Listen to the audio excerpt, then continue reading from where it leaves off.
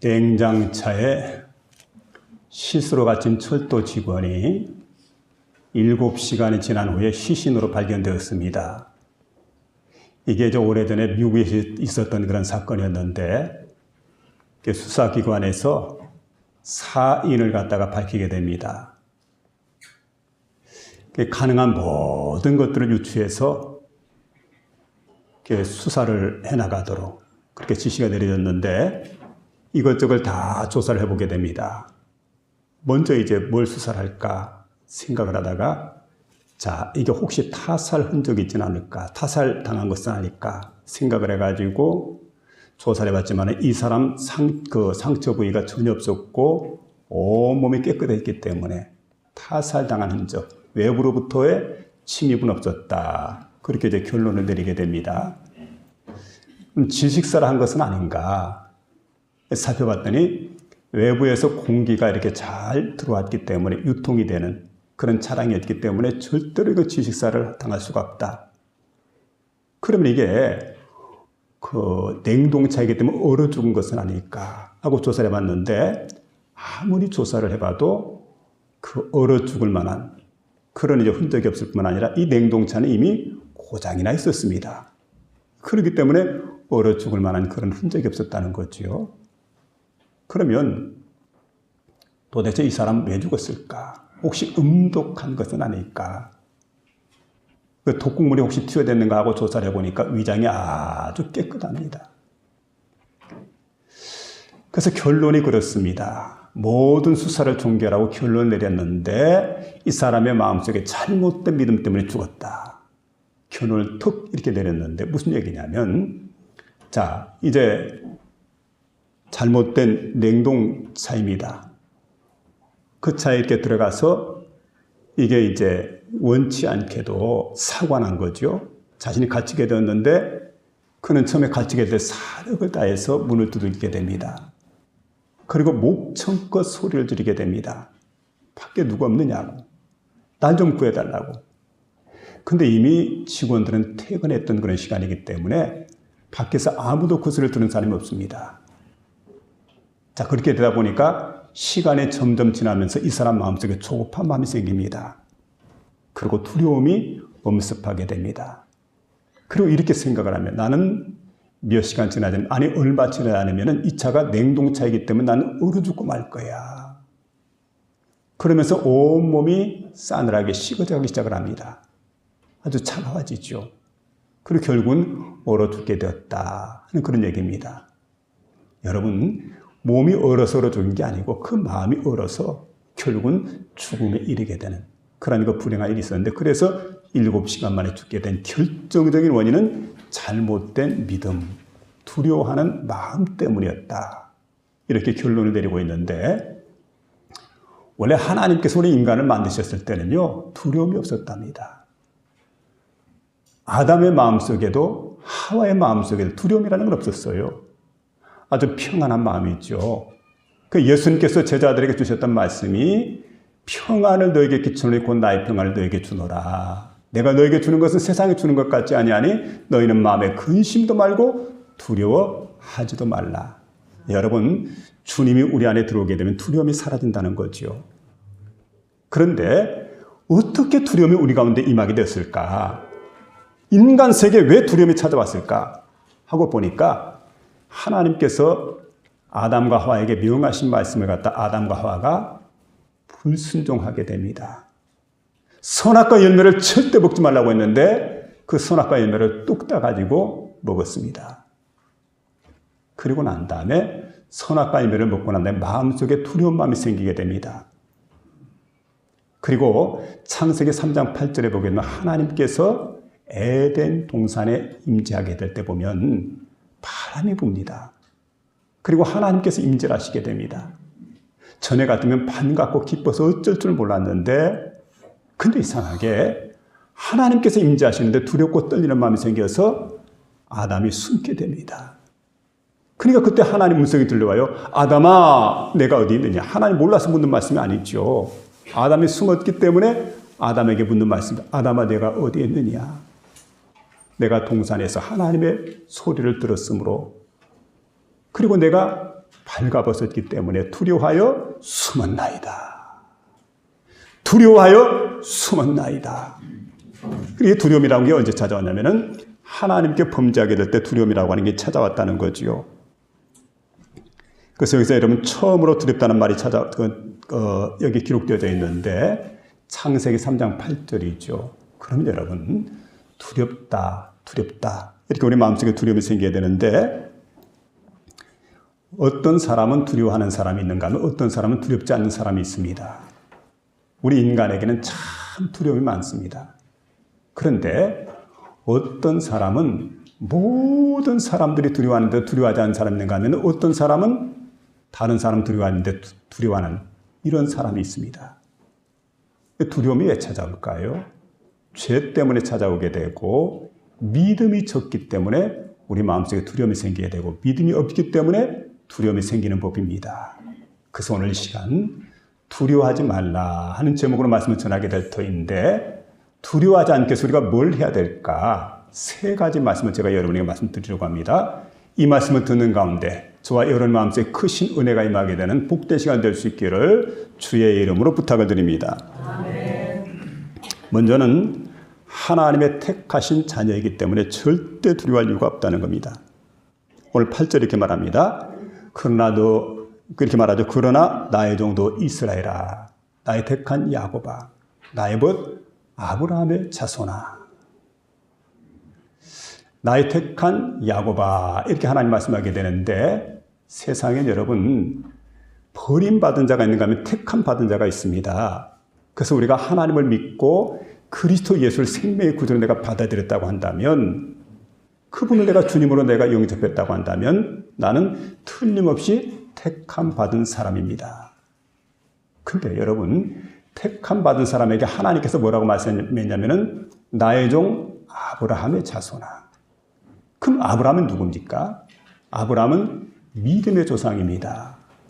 그리고 하나님과 얼마나 가까웠던지 하나님은 아브라함을 부를 때 나의 벗 아브라함아 이렇게 말씀합니다. 아브라함이 나의 벗이라고 말하지는 않죠. 하나님께서 아브라함에게 나의 벗 아브라함아 이렇게 부르고 있습니다. 오늘 우리도 마찬가지입니다. 우리가 여러분 하나님의 종이 되어서 충성스럽게 하나님을 섬기게 됩니다. 그리고 하나님의 선택받은 자답게 최선을 다해서 하나님 앞에 살아가게 될 때 하나님은 우리를 은혜를 베풀어 주시고 항상 위로해 주시는 넘치는 은혜가 우리 가운데 있다는 사실입니다. 여러분 이 사실을 믿고 믿음으로 나가시기를 부탁을 드립니다. 오늘 9절에 말씀합니다. 내가 땅 끝에서부터 너를 붙들며 땅 모퉁이에서 너를 부르고 내게 이르기를 너는 나의 종이라 내가 너를 택하고 싫어하여 버리지 아니하였노라 하였노라 이렇게 말씀해 주고 있는데 하나님은 당신의 종 택하신 자들을 어떻게 했습니까? 지키시고 보호하시고 땅 끝에서부터 붙드신다 이렇게 말씀해 주고 있습니다. 여기 땅 끝이라고 할 때 땅 끝은 벼랑 끝을 말하게 됩니다. 벼랑 끝, 천길 만길 낭떠러집니다. 우리는 자주 백척간도에 설 때가 있습니다. 또 어느 때 보면 내 자신이 몰려가지고 아주 위 가운데 몰려가지고 막다른 골목에 서게 되는 걸 내가 경험하게 됩니다. 사방으로 우겨싸임 당하는 것을 내가 경험하게 됩니다. 근데 백척간도에 설지라도 사방으로 내가 우겨싸임을 당할지라도 사면초가이고 위기 가운데 내가 거할지라도 여러분 하나님이 어떤 분인가를 알아야 되죠. 나를 붙드신다. 하나님 나를 불러주신다. 그리고 나를 위해 주신다. 그 하나님 계시기 때문에 절대로 너희는 두려워하지 말아라. 주님께서 우리에게 그렇게 말씀해 주고 있습니다. 사람은 다 떠나가요. 사람은 다 나를 갖다가 배신하지만 그러나 하나님은 그렇지 않습니다. 하나님은 나를 조성하신 창조주시기 때문에 가끔 우리가 사람들에게서 그런 원리를 발견하게 됩니다. 부모와 자식 간에 보게 되면 자식이 지독스럽게 부모의 말을 듣지 않습니다. 그리고 부모에게 불순종합니다. 나중에 도망까지 치게 됩니다. 그런데도 불구하고 부모는 그 자식을 사랑합니다. 끝까지 그 자식을 위합니다. 돌아오기를 언제나 기다리고 있습니다. 회개하기를 언제나 기다리고 있습니다. 왜 그렇습니까? 내가 나았기 때문입니다. 하나님은 우리의 창조주가 되십니다. 하나님은 우리를 만드셨기 때문에, 우리를 낳으셨기 때문에 하나님은 우리가 잘 되어지기를 원합니다. 망하는 걸 원치 않아요. 그리고 진리의 길로 돌아오기를 원하지요. 우리는 하나님 앞에 도망칠 때가 많습니다. 그리고 하나님께 불순종할 때가 많습니다. 내 멋대로, 내 마음대로 살아가려고 하는 그런 마음 가질 때가 많아요. 근데 그럼에도 불구하고 하나님께서는 오랫동안 기다리신다는 말씀이에요. 마치 탕자의 아버지처럼 회개하고 돌아오기를 기다리는 그런 하나님을 보게 됩니다. 신명기 4장 31절에 보니까 내 하나님 여호와는 자비하신 하나님이시라. 그가 너를 버리지 아니하시며 너를 멸하지 아니하시고 너의 열조에게 맹세하신 언약을 잊지 아니하시느니라. 바로 이와 같은 말씀해 주고 있습니다. 영국에 헨리 8세가 있었을 때, 그때 을지라고 하는 그 추기경이 있었습니다. 근데 이분이 추기경 역할보다는 어떻게 보면 왕의 보좌관으로서 충성을 다했던 그런 충성스러운 신하였습니다. 근데 이상하게도 세월이 지나면서 왕의 신임을 점점 잃어버리더니 나중에는 배신자로 낙인을 찍히고, 그리고 결국은 런던탑 아래 감옥이 있는데 그 감옥 속에 갇히게 됩니다. 그러니까 얼마나 억울해요. 억울한 누명을 쓰게 되고, 누군가의 잘못된 그런 그 고발로 인해서 참 그 고생스러운 시간들을 보내면서 옆에 있던 동료에게 이런 얘기를 하면, 내가 만일에 왕에게 충성했던 것처럼 하나님께 내가 충성했더라고 하면 하나님 나를 절대로 버리지 않았을 거라고. 뒤늦게나마 그는 후회를 하게 됩니다. 자신의 삶이 얼마나 잘못됐던가. 여러분, 하나님은 결코 나를 버리지 않는다는 거지요. 오늘 우리가 여러분 돈을 섬기다가 돈을 아주 그냥 사랑하는 정도가 아니라 돈을 섬기는 거예요, 돈을. 근데 돈으로부터 버림을 당한 사람이 있어요. 사람을 섬기다가 사람으로부터 버림을 당하는 사람이 있습니다. 명예를 섬기다가 명예가 떠나가 버려요. 권력을 섬기다가 권력이 다 떠나가 버려요. 세상 것들은 다 그래요. 날아가고 떠나가고 다 사라져 버리고. 근데 여러분, 하나님을 섬기는 자는 이 세상이 다 떠나가고 다 배신하고 다 하나님의 끝까지 우리를 지켜주신다는 것. 그건 우리가 믿고 살아가야 돼요. 사람에게 버림당했을 때 낙심하지 말고 여러분 철저하게 하나님을 믿고 신뢰하고 의지하고 살아갈 때 하나님께서 그 길을 갖다가 선하게 인도하여 주신다는 사실을 믿으며 살아가시길 바랍니다. 26절에 보니까 이렇게 노래합니다. 여수르니여 하나님 같은 자 없도다. 그가 너를 도우시려고 하늘을 타시고, 자, 하늘을 타셨다는 거예요. 궁창에서 위엄을 나타내시는도다. 그가 너를 도우시려고 하늘을 타시고 궁창에서 위엄을 나타내시는도다. 무슨 얘기입니까? 여수르니라고 하는 말은 올바른 자, 그 다음에 그 정직한 자. 그러니까 이스라엘의 영광된 이름이 바로 여수른이라는 거지요. 여수른이요.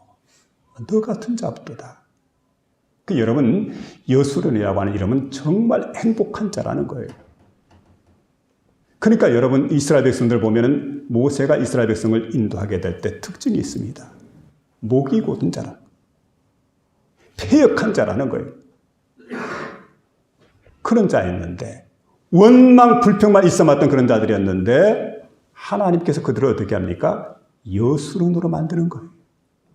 복 받을 수 있는 자로, 올곧은 자로, 의로운 자로, 그리고 하나님의 사람으로 그들을 만들어서 행복하게 해주시는 거지요. 그래서 주시는 말씀이 바로 뭐냐면, 여수른이여 너는 행복자로다. 여수른이여 너는 행복자로다. 그러면서 여수를 지금 부르고 있는 걸 보게 됩니다. 여수르는 하나님의 사랑을 한 몸에 받고 있기 때문에 행복한 사람인데, 여러분 잘 아신 대로 술람이라고 하는 여인이 있습니다. 술람 여인은 이스라엘의 저 북쪽에 있는 그 갈릴리 바다 아래 수넴이라고 하는 마을이 있습니다. 이곳 출신이에요. 그래서 시골에서 포도농사 짓고 밭농사 짓고 그렇게 이제 살아갔던 여인인데, 어느 날 솔로몬을 만나게 됩니다. 근데 그 시골 처녀이기 때문에 얼굴이 계달의 장막까지 검었다고 그래요. 그러니까 검붉은 얼굴이죠. 노동을 했기 때문에. 그런데 솔로몬의 사랑을 입었기 때문에 그가 훗날 솔로몬의 사랑을 받는 이스라엘의 왕비가 됩니다. 그러니까 여러분, 아무리 계달의 장막 같은 여인일지라도 솔로몬의 사랑을 턱 받고 보니까 이스라엘의 왕비가 되더라는 거예요. 형편없고 부족하고 연약하고 죄 많고 계속 떠나려고 했던 그 부족한 우리이지만, 근데 여러분 그리스도 예수를 믿게 되고 예수 피로 속죄함을 얻게 되고 대속의 은혜를 입게 되고, 그리고 하나님 앞에 톡 서게 될 때 하나님께서 우리의 죄를 바라보지 아니하고 하나님 믿는 그 믿음 바라보고 예수 그리스도를 믿는 그 믿음 바라보고 하나님께서 우리를 바라볼 때 계달의 장막 같을지라도 엄청난 죄임에도 불구하고 우리를 여러분 여수론이라고 불러주는 행복자가 되었다는 사실을 믿으면서 기쁨으로 하나님께 나가는 저와 여러분 모두가 될 수 있기를 주의 이름으로 부탁을 드립니다. 두 번째는 하나님이 우리와 함께 하시기 때문에 두려워하지 마라, 이렇게 말씀해 주고 있는데, 여러분 하나님께서 두려웠던 유다 백성을 향해서 10절에 그렇게 말씀합니다. 자, 두려워하지 말라, 내가 너와 함께 아니라. 놀라지 말라, 나는 내 하나님이 됨이라. 내가 너를 굳세게 하리라. 참으로 너를 도와주리라. 참으로 나의 의로운 오른손으로 너를 붙들리라. 이렇게 말씀해 주고 있어요. 하나님은 우리에게 말씀합니다. 참으로 너를 도와준다. 참으로 함께 주겠다고 약속해 주고 있습니다. 여러분 다윗을 바라보게 되면 어떤 날 다윗이 청소년 시기인데 다 성장하지 못했어요. 성장해가는 도중인데 아버지가 그 다윗을 부르면서 너 형님들 심부름 좀 다녀와야 되겠는데 전장에 좀 나갔다 와라. 전투를 벌이고 있는 전쟁터입니다. 근데 아버지 심부름을 딱 받고 이제 형님들에 가서 보니까 한 블레셋 장수가 나와가지고 얼마나 목소리가 우렁찬지, 그 우렁찬 목소리를 가지고 그 이스라엘 지역을 갖다 위협을 하게 되는데, 군대들 위협하게 되는데 들어보니까 막 그냥 사시는 하나님의 군대 이스라엘 갖다 모독하는 그런 말을 갖다 서슴치 않고 막 내뱉는 거예요. 그때 그가 마음속에 의문이 솟아오르게 됩니다. 주변 사람이 묻습니다. 저자가 도대체 누구냐? 블레셋 장수 골리앗이라고. 근데 어찌하여 사시는 하나님의 군대 여호와의 군대를 갖다가 모독할 수가 있느냐? 그러면서 의문을 터뜨리고 나중에 사울을 만나게 되고 그 사울에게 간택을 입게 되고 드디어 이제 전쟁때 나가게 돼요.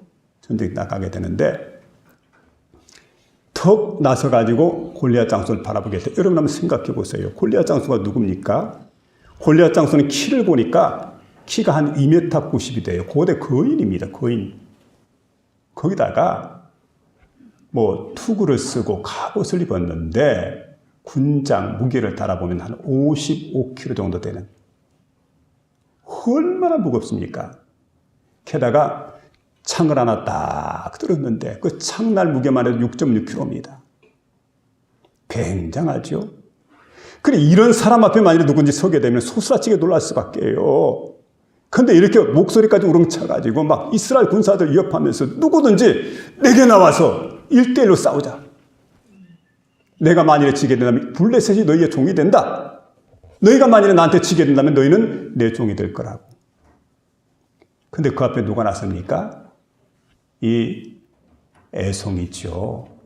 정말 형편없는 어린아이와 같은, 아장아장 걷는 어린아이와 같은 그런 다윗이 지금 그 앞에 서게 되는 겁니다.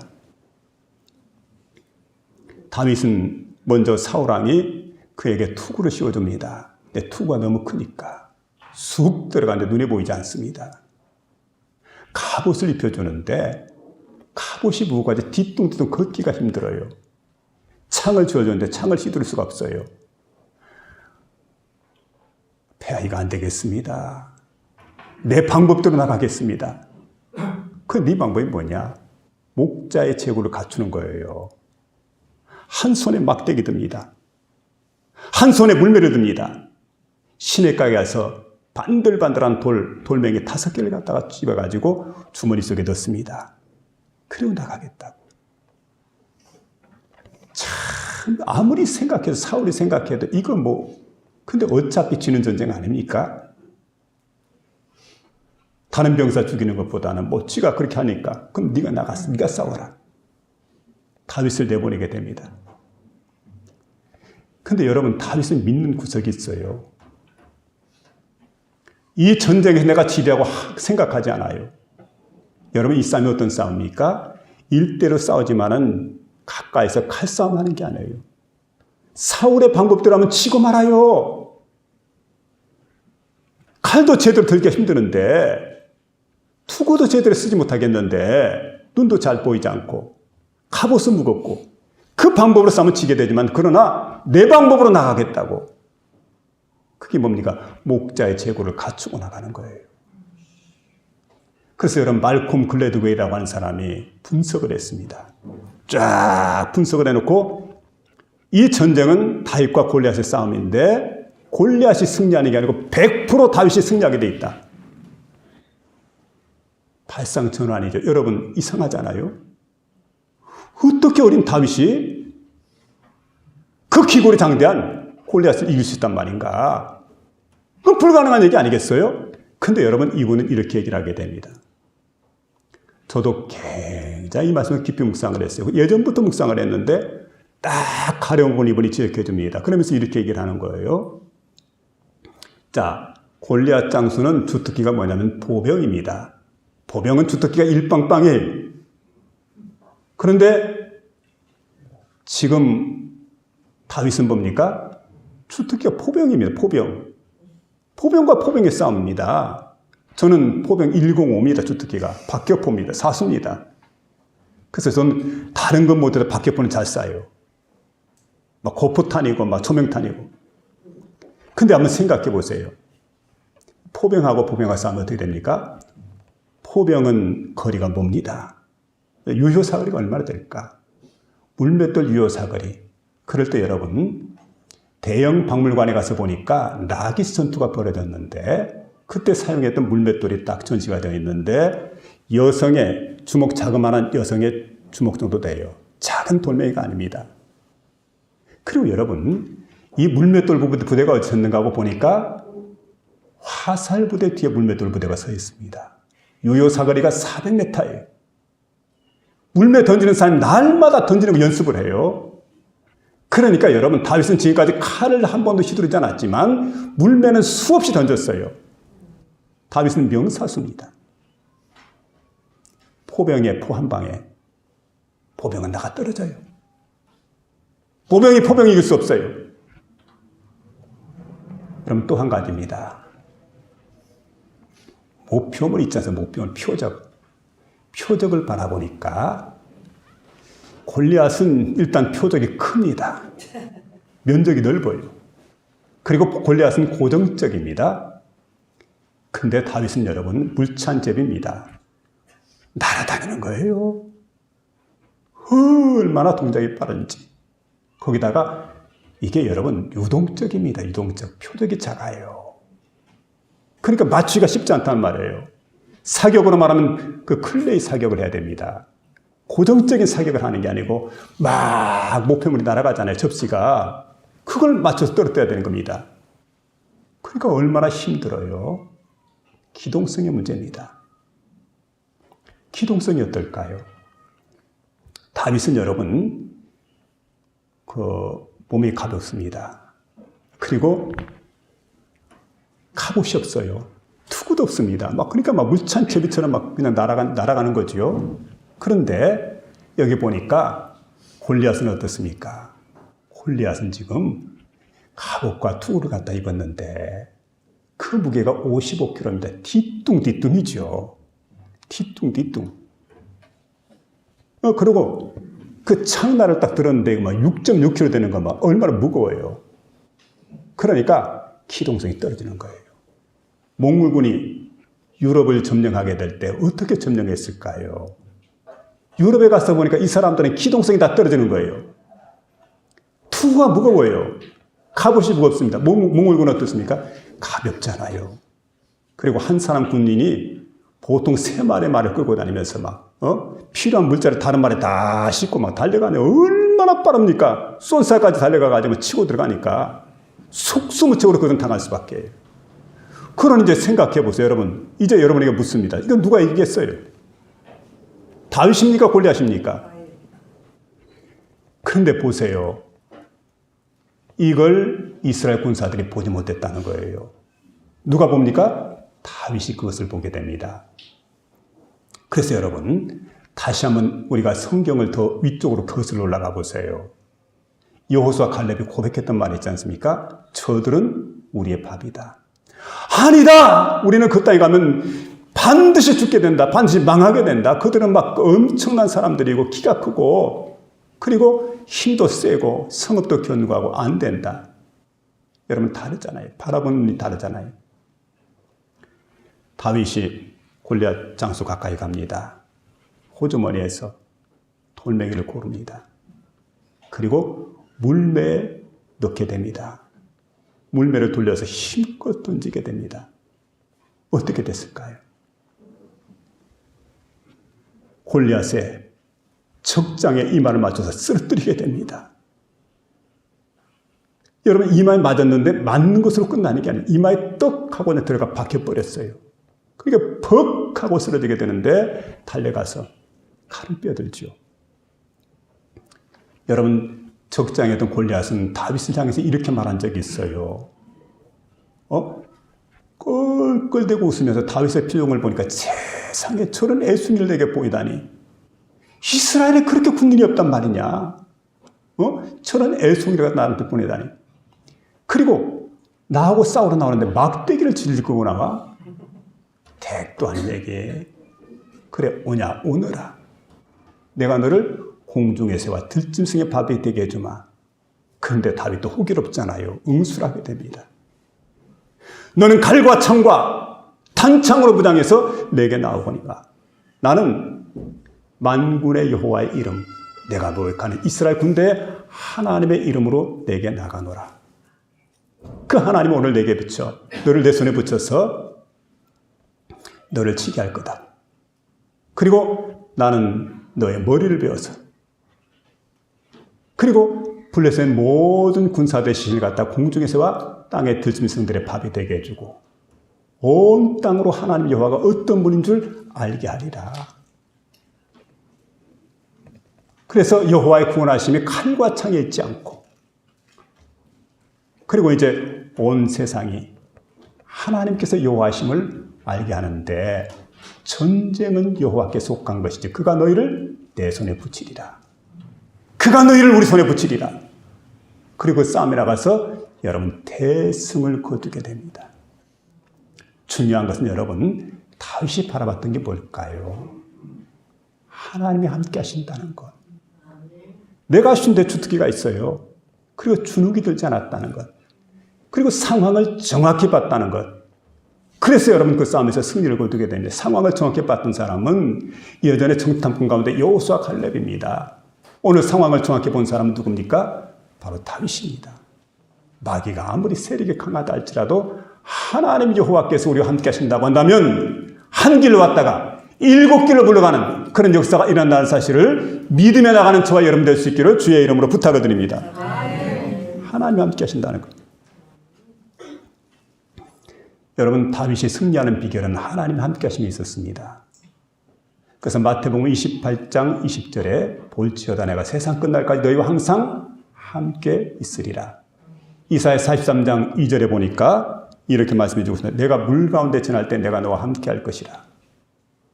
내가 강을 건널 때 물이 너를 침몰치 못하게 할 것이며 내가 불 가운데 행할 때 타지도 아니할 것이요 불꽃이 너를 사리도 못하리니. 왜 그렇습니까? 하나님이 함께 하시기 때문에 바로 이와 같은 복된 역사가 나타난다는 거예요. 제가 성경에서 이렇게 볼 때 여러분 두려워하지 말라는 말이 자주 기록이 되는데 리차드 범브란트 목사님이 조사를 했는데 어떤 곳에는 보니까 365번이 있는데 어떤 곳에 보니까 366번으로 나와요. 왜일까 보니까 하나님께서는 1년 365일 동안 우리에게 두려워하지 말라고 했는데 가끔 보면 윤달이 있어요. 윤달은 366이래요. 그래서 366번이라고 기록되어 있다. 찾아보니까 그렇다고. 여러분, 그래서 항상 매일 언제든 두려워하지 마시고 하나님과 함께 하시는 복된 삶을 살아가는 저와 여러분 되시기를 부탁을 드립니다. 세 번째는 하나님은 우리의 돕는 자가 되심으로 두려워하지 말라는 말씀인데 오래전 영화를 봤는데요. 톰 행크스 주연의 캐스트어웨이. 무슨 얘기냐면 조난자라는 거예요. 조난자. 이 조난자라고 하는 그 영화에 보게 되면 이 주인공이 특급 우편물 운송회사 피덱스라고 하는 그 회사인데 그 회사를 이렇게 지사장으로 이렇게 있으면서 아주 바쁜 나날을 보내고 있습니다. 그러던 어느 날 비행기를 타고 가는데 비행기가 추락을 했어요. 그 나중에 무인도에 떨어지게 됩니다. 혼자 살아남게 되죠. 얼마나 외로운지 처절하게 외로워요. 그래서 우울증에 걸리게 되죠. 죽을까 생각을 했는데 어떤 날 그 해변에 배구공이 떠내려옵니다. 배구공을 주워들어요. 그리고 거기에다가 사람 얼굴을 그리고 눈, 코, 입을 그리게 되고 그리고는 이름도 지어주게 됩니다. 윌슨이라고. 그러고 둘이서 대화를 합니다. 근데 사실 배구공은 얘기를 하지 못해요. 근데 그 배구공을 친구처럼 생각을 하고 윌슨 그러면서 이제 대화를 하는데 그러면서 5년의 세월이 지나게 됩니다. 많은 세월이 지났죠.